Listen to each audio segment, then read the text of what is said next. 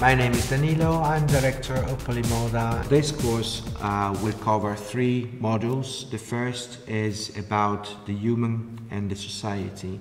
So how the society changed, how fashion changed accordingly, and how branding needs to understand these factors for being relevant. It's all about treating the consumer as a person and considering the personality of the brand. So they would match like if they were a couple.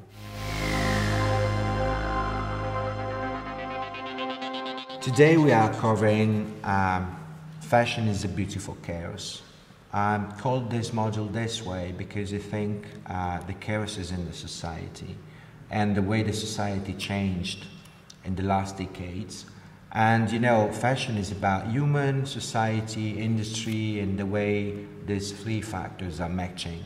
So if the society is changing, also the way of being is changing and the behaviors are changing, so accordingly also the industry. Obviously, traditional marketing is relying on these segmentations, on the categories that they need to identify a person. These categories are today blurred, and definitely for traditional marketing this is a chaos.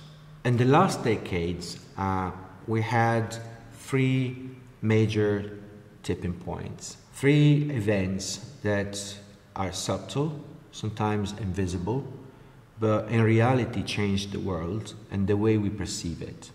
And these 3 events are globalization, downfall, I would say download of ideologies, and also the internet.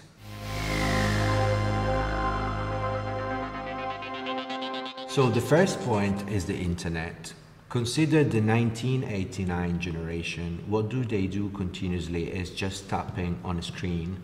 So they use their fingers to touch the content. This action is very technologically advanced, but at the same time very primitive. In fact, if you consider what they do continuously, what happens is they basically express a primary instinct, like for example love. In the past, our parents, for example, used to serenade under the windows, but they just sent videos through social networks. So the first point that really changed the world through the last decades was the internet. We can also say technology.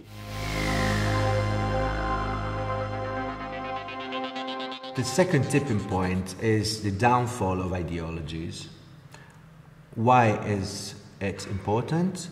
Well, simply because ideologies are a pattern, a way of thinking, an organized way of thinking. And obviously, if you get rid of that pattern, then you have chaos. For example, without ideologies, you don't have mainstream and alternative, or you don't have culture and subculture. After the death of David Bowie, who was the king of mainstream, and also after the death of Lemmy Kilmister, who was instead one of the kings of the alternative, well, we don't have people replacing them. And so we don't have living icons. We don't have them in music, and we don't have them in fashion neither. Try to think when the big giants of fashion will die, we don't have simply any replacement for them. You know, history is a sequence of events that make sense and bring our sense from what it was to what it will be. And for doing that, we need milestones. Basically, ideologies were giving us a reason and the milestones. Let's say statues. But then, if you don't have any ideology, you don't have any statue. And if there are no statues, there are no icons, not even fashion icons. Globalization is something opening the world to new possibilities and at the same time changing the perception of time and space we have. Basically, with globalization, there's no geography anymore, and geography was defined by historical events. So if you don't have geography, you don't have history. So everything happens in the moment. The moment is the time space. Our reference when we do something, we do it in the moment, meaning right here, right now, without future and past. This causes and provokes a continuous butterfly effect. What do I mean with that? I mean that what is local is becoming immediately important worldwide. At the same time, our identities are diluted because, for example, in fashion, what we wear here can be worn also somewhere else in the same way. So we all look similar. So what is local, so what is different, becomes very important, and all of a sudden, at the same time, we are all similar. The world has changed because of three tipping points: the internet, downfall of ideologies, and globalization. And we said the society has changed, and we said the society is changing because the human perceptions are changing, so also behaviors. And fashion is basically all about that.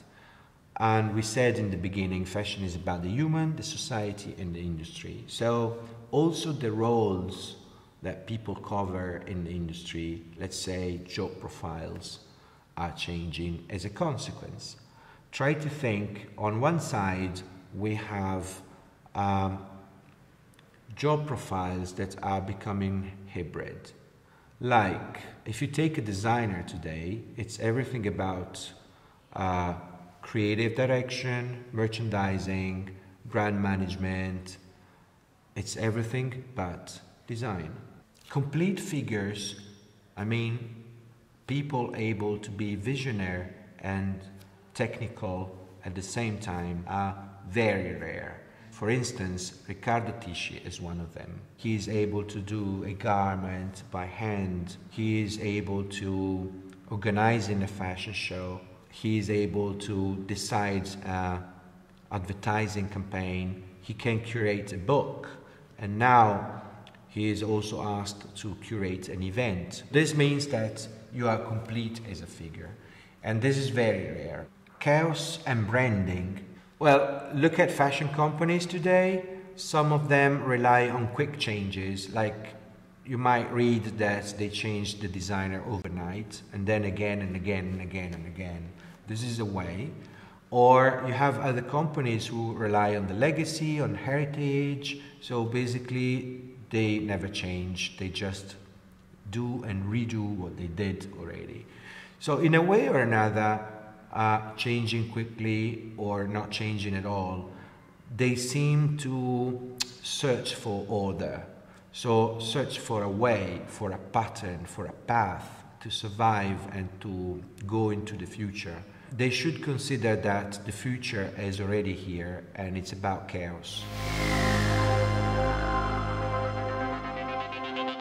In this lesson, we covered the topic, fashion is a beautiful chaos. We talked about major changes in the society, like the internet, the downfall of ideologies, and globalization that changed completely the world, the society, and the industry, so also the fashion industry. We said in the end that this is chaos, and maybe we should start to include chaos into the brand identity and to work with it, to use it as a positive element. The major tool for doing that is a three-dimensional business model that brands can adopt. But this is another lesson.